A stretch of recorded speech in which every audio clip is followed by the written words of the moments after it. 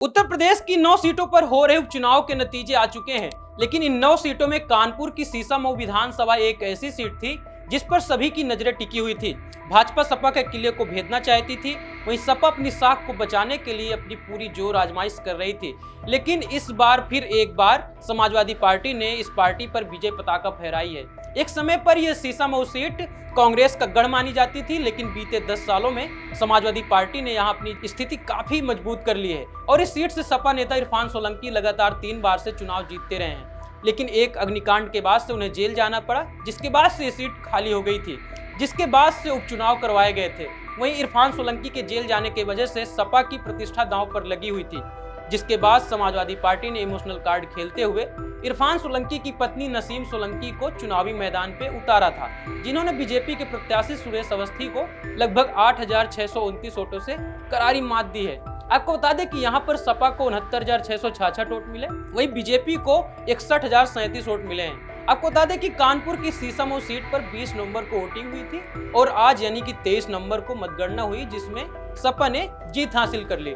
वहीं बीते कुछ दिनों में चुनाव प्रचार के दौरान सभी पार्टियों के दिग्गजों ने अपनी जोर आजमाइश दिखाई और इस सीसामऊ सीट के राजनीतिक महत्व का अंदाजा इससे लगाया जा सकता है कि खुद अखिलेश यादव इस सीट पर प्रचार करने आए। वहीं 3 बार शिवपाल यादव, डिंपल यादव और अयोध्या से सांसद अवधेश प्रसाद भी यहां पर पूरे चुनाव प्रचार के लिए पहुंचे थे।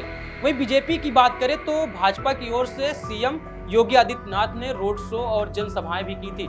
वैसे तो सीएम योगी आदित्यनाथ कानपुर जाते रहते हैं, लेकिन इस बार सीएम योगी का दौरा कुछ अलग अंदाज में था।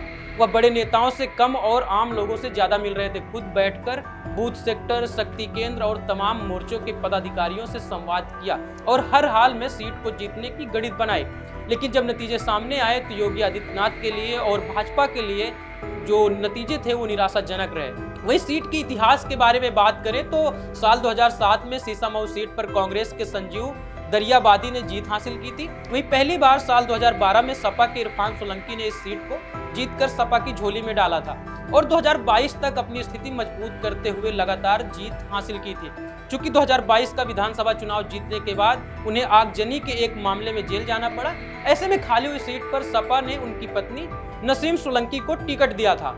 वहीं इस सीट पर भाजपा की बात करें तो 1996 में आखिरी बार यहां से बीजेपी ने जीत हासिल की थी। वहीं साल 1974 में चुनावों के दौरान पहली बार अस्तित्व में आई सीसामऊ विधानसभा सीट पर पहले विधायक कांग्रेस के शिवलाल बने थे। हालांकि 77 के समय में चुनाव में यहां पर सीट को जीतने के लिए मोतीलाल को उतारा गया था, जिन्होंने ये सीट झटक ली थी। 1980 में कांग्रेस ने वापसी की और 1980 व 85 में चुनाव लगातार 2 बार कमला दरियाबादी जीतते रहे।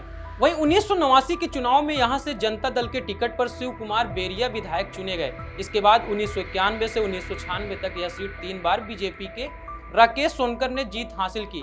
उसके बाद से इस सीट पर बीजेपी का खाता भी नहीं खुला।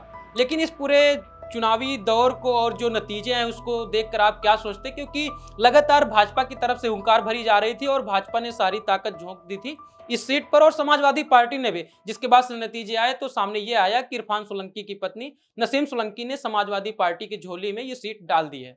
धन्यवाद।